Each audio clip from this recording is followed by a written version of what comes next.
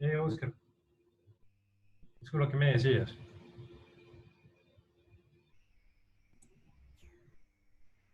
Hola, ¿me escucha?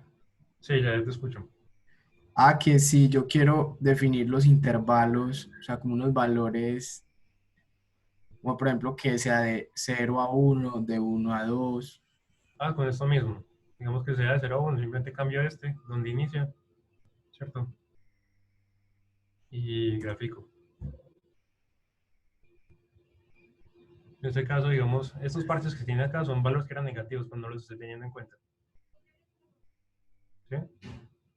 Digamos, otra propiedad que puede ser interesante es como cambiar el tamaño del gráfico. Entonces se hace con este de acá. Este de acá nos crea como la figura, o como les dije, el lienzo. Esto también tiene como, digamos, ciertas propiedades. El del tamaño se llama fig size, ¿cierto? Y admite dos elementos. Debo quedar igual y abrir paréntesis. Entonces el primero es como el tamaño en X. Entonces esto es como por proporciones. La verdad no sé qué unidades se utilizan. Digamos que quiero que sea va a ser cuadrada, de 8 por 8. Entonces la primera es como la proporción en X, en este caso es 8, y esta es la proporción en Y. Le estoy dando otra vez que grafique y miremos el resultado. Ay, ¿qué pasó? Le puse doble.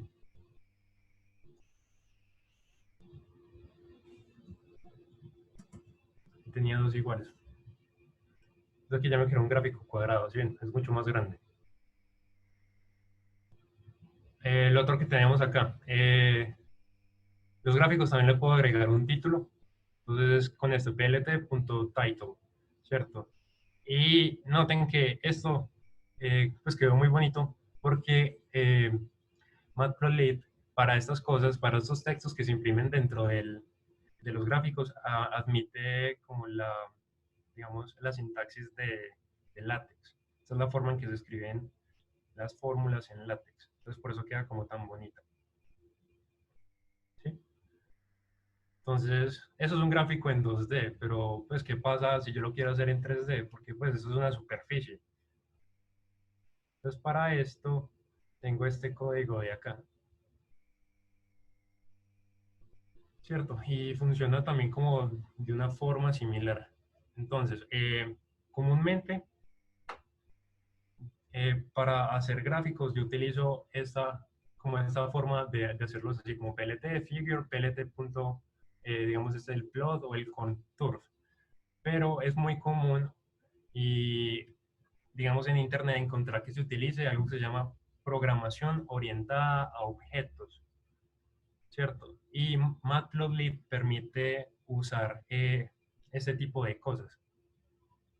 Entonces, espérate, voy a cambiar esto otra vez. Voy a poner este en -1.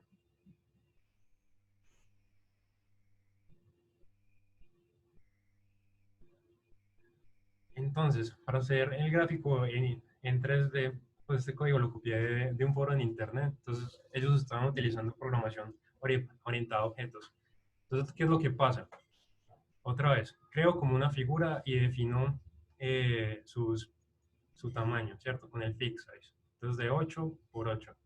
Y esto se lo va a asignar un objeto y el objeto se llama fig, ¿cierto? Entonces este es el objeto que voy a empezar a modificar. Entonces este fig va a ser el lienzo donde voy a graficar, que es esta parte de acá. Luego, eh, esta figura, ¿cierto? Este fig tiene también una propiedad que se llama el subtítulo, que es esta de acá. No es título solamente, sino subtítulo, como el título de la figura. Es grande, ¿cierto? Entonces otra vez le puse la función que estoy graficando. Ese de acá, Y, es el alto donde quiero que lo grafique. Pero esto entendido como proporciones de, de este valor de acá. Entonces va a estar al 90% de este valor de 8. ¿Sí? Entonces desde acá, acá donde lo está graficando, disculpe, es el 90%. Y lo otro es que le estoy agregando otra propiedad al texto, en este caso el tamaño de letra. Luego, la siguiente línea me está creando un axis, que es simplemente la gráfica en sí, ¿cierto? Entonces, digamos, el axis de esta gráfica es esta figura que estoy creando, ¿cierto? Aquí implícitamente el axis es este de acá, el contour. Solamente que aquí no se lo estoy asignando a ningún elemento. Y este axis, ¿cierto? Se lo estoy asignando a X. Es simplemente un nombre que se le pone. Eso se lo van a encontrar mucho en internet cuando empiezan como a preguntar como en foros de cómo hacer como sus gráficas y ese tipo de cosas. Entonces luego le estoy diciendo, ¿cierto? Que me cree un axis y que va a tener una proyección en 3D. Luego, a este axis le voy a agregar pues una figura en sí. Entonces otra vez tengo el X, tengo el Y, tengo el Z y otras propiedades que esas realmente no recuerdo qué es lo que hacen. Pero tengo otra vez los colores con los que los voy a graficar y el contorno pues, de toda esta grilla. En ese caso es ninguno. Luego, a este axis, ¿cierto? Le agrego otra propiedad. Entonces le digo que me coloque el X label como X, ¿cierto? El Y label como Y y el Z label como Z, que son estos nombrecitos que tenemos acá. Entonces notemos que con respecto a esto, ¿cierto? A lo que tenía en esta parte de acá, notemos que es distinto, ¿cierto? Pues tiene como unas propiedades distintas, pero que acaban haciendo lo mismo. Entonces, dependiendo como qué forma utilicen ustedes para programar, tendrán que utilizar un objeto o el otro. ¿Sí? Pero igualmente creo que en este caso son intercambiables. Déjenme comprobar si le digo como PLT. ZLabel no existe. Ah, no, ese no existe. Pero bueno.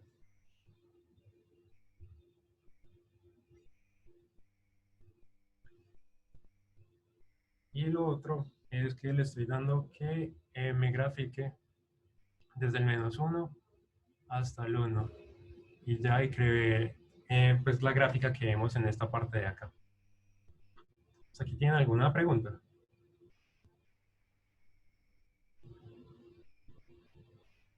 No. Listo. Entonces continuamos rápidamente con esto, con los booleanos, el enmascaramiento y el array. ¿Sí? Entonces enmascarar. Entonces cuando se quiere extraer información, ¿qué es? Que es cuando se quiere extraer información, modificar, contar o manipular valores dentro de un array que cumplan cierta condición. Entonces en NumPy las operaciones con booleanos se generan pues es la forma más, generalmente la forma más eficiente de enmascarar un array. Entonces, vamos a traer un ejemplo. Entonces, en este caso, otra vez, estoy importando NumPy y Pandas. Y aquí estoy cargando la información que pues, descargué de internet. En este caso son, otra vez, un CSV con los días de lluvia de la ciudad de Seattle en el 2014, ¿cierto? De esa tabla que estoy trayendo, extraigo simplemente la información referente a la lluvia y la agrego a, en este caso, eso es simplemente pues, un vector también. En este caso se llama rainfall. Entonces, a esta información, ¿cierto? La podría entonces también graficar.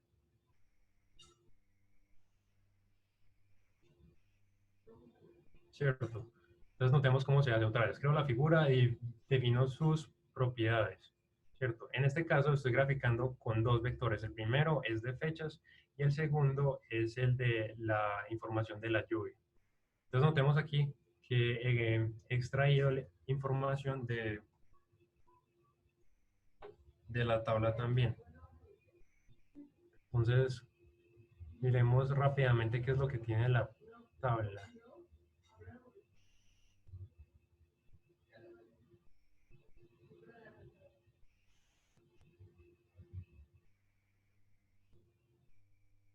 Que vemos aquí, estoy solamente leyendo como una de las columnas, y es la columna referente a las fechas. Eso es como muy parecido a lo que podríamos tener como cuando hacemos consultas en las bases de datos, que tenemos pues una columna referente a las fechas. Entonces, la ventaja de utilizar pues, esta función acá de pandas, que vamos a ver pues, más a fondo en el módulo de pandas, es que puede interpretar como columnas, datos o también como strings y almacenarlos como si fueran fechas. Entonces él entiende que este número, ¿cierto? 2014-0101 es en realidad pues, el 1 de enero del 2014. Entonces es como mucho más eficiente trabajar de esta manera. Y al final, en fechas,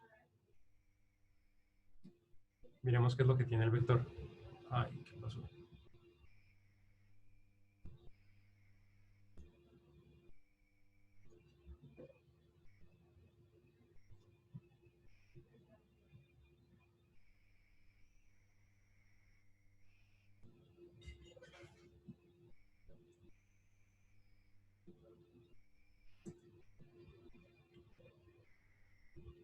Entonces la información, ¿cierto?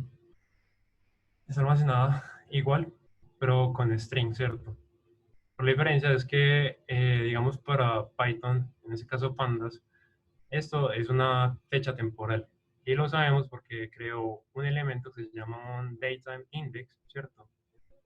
Que almacena las fechas y nos dice también que la longitud, ¿cierto? Es de 365 elementos. Es decir, que tenemos la información diaria de las fechas acumuladas para Seattle, ¿sí?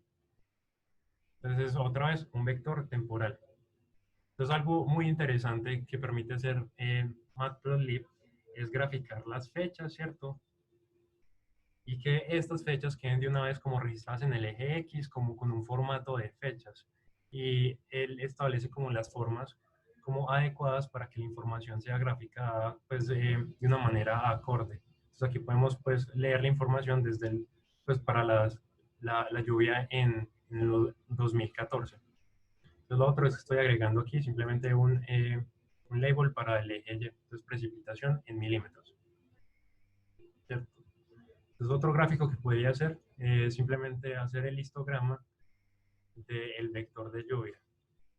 Entonces aquí simplemente estoy definiendo, este de acá es el tamaño del intervalo o de las posiciones que quiero que cuente. Acá lo estoy limitando para que no sea muy extenso. Entonces vemos que la precipitación lo más frecuente es que se tenga de 0 a un valor muy pequeño. Realmente no alcanzo a leer cuál sea acá. Pero lo estoy limitando porque hay unos valores que son como muy pequeñitos, pues son muy grandes, pero no están ocurriendo como con tanta frecuencia. Entonces estarían como en esta parte de acá. Entonces lo que podemos ver es que la mayoría de días no llovió en la ciudad, ¿cierto? Entonces, ¿cómo podría yo saber cuántos días lluviosos hubo durante el año? ¿O cuál fue la precipitación promedio durante esos días? ¿O en cuántos días la precipitación fue superior a 150 milímetros? Entonces, para esto es que se utiliza el enmascaramiento. Entonces, veamos brevemente cómo se puede hacer esto. Entonces, en este caso no va a trabajar con el vector de lluvia, sino con un vector pues, más pequeño para que podamos ver rápidamente qué es lo que pasa, ¿cierto? Entonces tengo un vector X. Y de X quiero saber, ¿cierto? ¿Cuáles son las posiciones que cumplen cierta característica? Entonces en este caso quiero saber qué posiciones son menores a 3. Entonces si hago esto, ¿cierto? Python me va a devolver un array con las mismas dimensiones del objeto original, ¿cierto? Y en las posiciones que se cumple esta característica me va a escribir un true, ¿cierto? Y en donde no se cumpla esta, que son las últimas tres, voy a colocar un falso. Entonces esto crea como una máscara. A esto se le hace referencia. Entonces también podría tener como distintas condicionales que podría como trabajar con Python. Entonces en este caso estoy preguntando del vector X, ¿qué posiciones son mayores o iguales a 3? ¿Cierto? Entonces son las últimas tres. Aquí, ¿cuáles son las posiciones diferentes a 3? Entonces son todas menos pues esta posición de la mitad, que es la única que tiene pues un falso. El resto son, miren, verdaderos. También puedo preguntar explícitamente como cuál posición es igual a un valor determinado, en este caso 3, me devuelve la de la mitad, o cuáles posiciones cumplen cierta característica. Entonces aquí les estoy preguntando por los X, donde el módulo, ¿cierto? Dado 2 sea igual a 0. Es un poquito largo, pero es básicamente preguntarle cuáles son los números pares. Entonces me devuelve pues esta y esta posición. O podría tener algo como un poco más complejo y jugar como con algo más largo. Entonces quiero saber, ¿cierto? Que el vector multiplicado por 2, ¿cierto? Los dos números van a ser iguales al vector, ¿cierto? Elevado al cuadrado. Entonces, en este caso, el único número que cumple esto va a ser el 2, que es esta posición de acá, ¿cierto? Entonces, estos operadores, ¿cierto? También tienen como unas funciones de NumPy equivalentes que se hacen con estos de acá, ¿cierto? Eso también podría funcionar como matrices de cualquier tamaño. Entonces, consideremos aquí, simplemente estoy agregando una semilla para que todos los números aleatorios sean siempre generados, sean iguales. Y estoy generando números del 0 hasta el 9, ¿cierto? Para un tamaño de 3 filas, 4 columnas, que es el array que tenemos en esta parte de acá, ¿cierto? Entonces, quiero saber de este array cuáles son menores a 6. Entonces, vean que me devuelve otra vez otro array booleano, ¿cierto? Con las posiciones que cumplen esta característica, ¿sí? Entonces, algo que podría yo llegar a necesitar es como, bueno, esto me devuelve cuáles posiciones, ¿cierto? Pero yo quiero contar cuáles posiciones cumplen esa característica. Entonces, contando entradas. Entonces, para eso se podrían como también utilizar funciones de Python. Entonces, simplemente al hacer esta cosa de acá, como decirle NumPy, cuénteme qué posiciones son diferentes de ceros cuando evalúo esta condicional. Entonces aquí estoy alimentando la función con este array de acá. Entonces tenemos que recordar, ¿cierto? Que para Python un true equivale a un 1 y un false a un 0. Entonces esto que pues vemos aquí como un booleano puede ser también interpretado como unos y ceros, y es lo que está pues, siendo ingresado acá y me está contando Python para dar este resultado. Entonces me está diciendo que 8 posiciones, ¿cierto? Son diferentes de ceros. Otra forma también de hacer esto, ¿cierto? Es con la función de sum que vimos anteriormente, ¿cierto? Estas dos pues son equivalentes en este caso. La ventaja de utilizar sum es que adicionalmente podría hacer agregaciones por índices. Entonces podría como determinar exactamente, hacer reducciones como para saber cómo, pues en las filas, cuántas posiciones son menores a 6 o en las columnas, que es lo que está pasando acá, ¿cierto? Que estoy reduciendo la segunda dimensión, entonces me va a decir que en la primera fila hay 4 valores menores a 6, en la segunda 2 y en la tercera 2. Lo que tenemos pues acá, ¿cierto? A veces puede ser que no necesitemos explícitamente como contar cuántas posiciones son mayores a un número determinado, sino si alguna de las posiciones cumple cierta característica. Entonces, para eso podemos utilizar las funciones de any y all. Entonces, como hay en esta matriz de X algún valor mayor, ¿cierto? A 8, ¿cierto? Entonces, para esto utilizamos esta de acá. Esto admite otra vez pues el array booleano de 3 por 4 creo que era, ¿cierto? Y dado que hay un número mayor de 8, me devuelve un true. También podría ser como hay algún número menor de 0, eso me devuelve un falso, que no hay ninguno. O puedo también entonces preguntar como si todos, ¿cierto? Los valores dentro de X son menores a 10. En este caso, esto es verdad, ¿cierto? Hábleme de su promedio. Y otro que podría ser es como son todos los valores iguales a 6, ¿cierto? Entonces evalúo un condicional y miro a ver si todos son true. En este caso, eso me va a devolver un falso porque pues esto no es verdad. Con respecto a esto, ¿tienen alguna pregunta? No, Juan Di. Listo.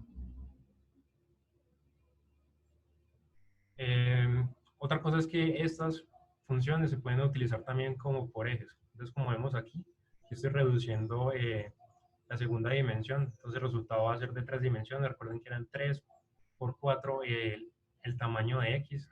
Estoy preguntando si en cada una de las filas hay un número menor, si todas son menores a 8, ¿cierto? Entonces, en la primera se cumple, en la segunda no, y en la tercera sí, ¿cierto?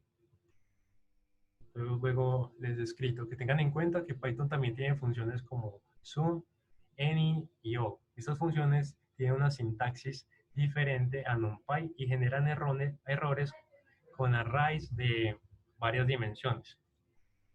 Entonces, básicamente esto les está diciendo que es mejor utilizar las funciones de NumPy cuando trabajen con elementos de varias dimensiones. Y aparte son pues mucho más rápidos. Y veamos esta parte de acá y ya terminamos como por el día de hoy. Lo otro es que también podríamos como generar operaciones con estas matrices booleanas, ¿cierto? Entonces para esto tenemos que utilizar los conectores lógicos, el I, el O, ¿cierto? El NOR y el NOT. Entonces veamos, tenemos otra vez el array X, ¿cierto? Entonces ahorita ya no quiero evaluar un condicional, sino que quiero evaluar varios condicionales. ¿Cómo hago esto? Se hace de la siguiente manera, ¿cierto? Entonces, aquí entre estos paréntesis estoy preguntando, ¿cierto? ¿Qué posiciones son mayores a 2 dentro de este array? Y en este de la derecha estoy preguntando cuáles posiciones, ¿cierto? Son menores a 8. Entonces, si quiero como encontrar los números que sean mayores a 2, ¿cierto? Y menores a 8, entonces necesito hablar como un doble condicional. Entonces, la forma de unirlos es con el operador y, este de acá, ¿cierto? Entonces noten que es muy importante que coloquen sus condicionales, pues los individuales, entre paréntesis, porque si no Python, como vemos en esta fila de acá, se confunde. Entonces dice como que hay pues elementos ambiguos y no sabe qué hacer con ellos. Entonces esto se corrige con los paréntesis, ¿cierto? Entonces volviendo al ejemplo original de la lluvia, que es el que teníamos en esta parte de acá, ¿cierto? Entonces si quisiera saber como qué días, ¿cierto? Se presentó lluvia entre los 50 y los 100 milímetros, debo utilizar un doble condicional, ¿cierto? O cuántos días, es lo que estoy preguntando acá. Entonces, esta de acá, mire, tengo un condicional, ¿cierto? Donde la lluvia sea mayor o igual a 50 milímetros. Adicionalmente, tengo el otro condicional donde pues limito el límite de la derecha, que sea menor o igual a 100. Y estoy contando el total. En este caso me da que en el 2014 28 días cumplieron esta condición, ¿cierto? Esto mismo se puede hacer de forma pues inversa. Aquí estoy preguntando qué días están por fuera de este rango, ¿cierto? Miren que son la negación, ¿cierto? Y aquí no se está utilizando el operador y, sino el operador OR, ¿cierto? ¿Cuáles días son menores o iguales a 50 o cuáles días son mayores o igual a 100, ¿cierto? Si utilizo el if, estas condiciones son mutuamente excluyentes, entonces no me va a generar ningún resultado. En todo caso, esto me pues genera algo, ¿cierto? Y aquí estoy negándolo. Entonces, por eso estas dos son iguales. Entonces, encuentro como las exclusiones y las niego. Entonces, como pues falso y falso, eso me da un negativo. Entonces, estoy pues evaluando el mismo intervalo y contándolo. Entonces, con esto podría ser como simplemente saber como el número de los días lluviosos, ¿cierto? De los días sin lluvia. Entonces, donde la lluvia fue igual a 0, ¿cierto? El día de los números de los días lluviosos. Entonces, donde la lluvia fue diferente a 0. También hubiera funcionado donde fuera mayor a 0, ¿cierto? O cuántos días tuve lluvia, ¿cierto? Mayor a 50 milímetros, que es esta tercera de acá. O cuando, dado que se presentó lluvia, ¿cierto? Esta fuera menor a los 20 milímetros. Entonces pregunto primero, que la lluvia sea mayor a 0, ¿cierto? Y que la lluvia sea también menor a 20. Entonces me da pues este resultado de acá. En este caso fueron 40 días. Con respecto a eso, ¿tienen alguna pregunta?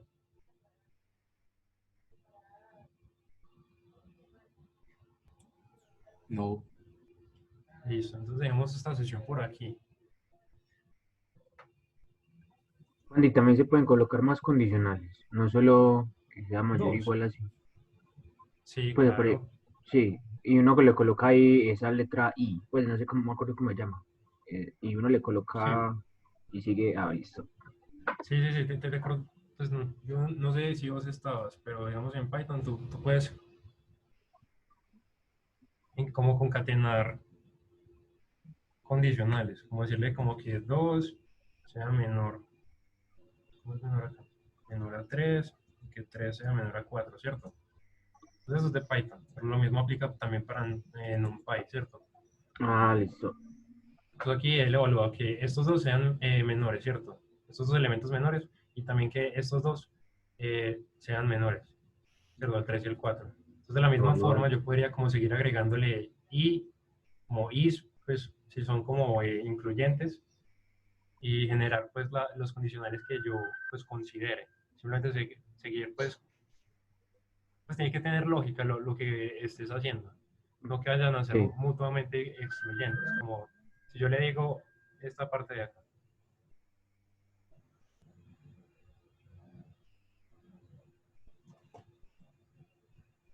Acuérdense, esta rayita, ¿cierto? Vertical es el OR, ¿cierto?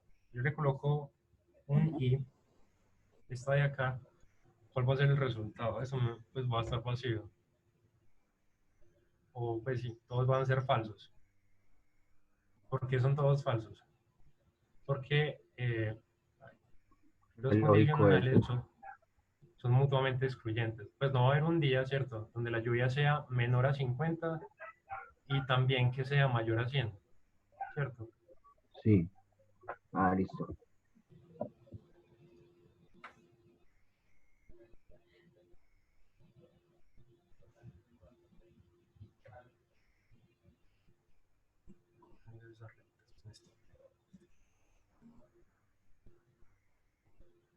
Listo. Entonces dejamos hasta ahí, ¿ok?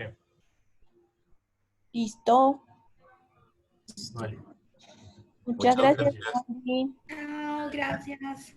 Chao. Hasta luego. Ah, gracias.